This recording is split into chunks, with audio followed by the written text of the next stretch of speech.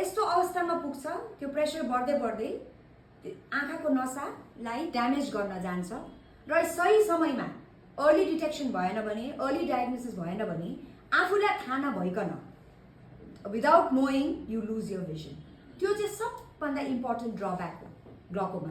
र एकताल ग्लकोमा भएको व्यक्तिले लाइफ लङ मलाई हुँदैन भन्न मिल्दैन, अघि प्रत्येक क्षणमा आएर देखाउनु जरुरी हुन्छ टिल हि सर्भाइभ्स।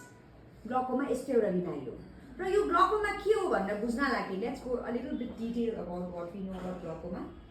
र इन्टरनेसनली पनि ग्लकोमा अवेरनेस विक चाहिँ 8 to 14 मार्च हामी अब्जर्भ गर्ने गर्छौँ वर्ल्ड वाइड।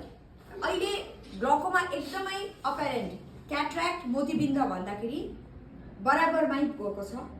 प्रत्येक मानिसले यो एउटा जेनरल पब्लिकलाई, हामीले मात्रै होइन, आजको यो सेसन तपाईँहरूले सुनेर इभन बाहिर गएर पनि अवेर गराउन जरुरी सम्झिन्छु म यो सेसन गर्नलाई।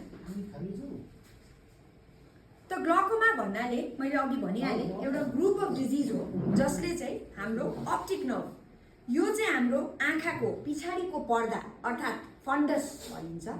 अघि हामी डक्टरले हामीलाई आँखामा दबाई हालेर फन्डस्कोपी गर्छ अरे भने फन्डस्कोपीको अर्थ के हो भने आँखाको पछाडिको पर्दालाई चाहिँ फन्डस वा रेटिना भनिन्छ।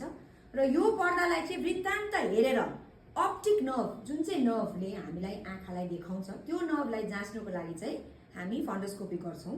र यो नर्भमा ड्यामेज हुनुको अर्थात् आँखाको प्रेसर बढ्दै बढ्दै गएर रक्तचाप जब बढ्दै जान्छ, जब प्रेसर बढ्दै जान्छ त्यति बेला कम्प्रेसन हुँदाखेरि चाहिँ यो डिजिजको प्रकोप लिन्छ अर्थात् ग्लकोमा।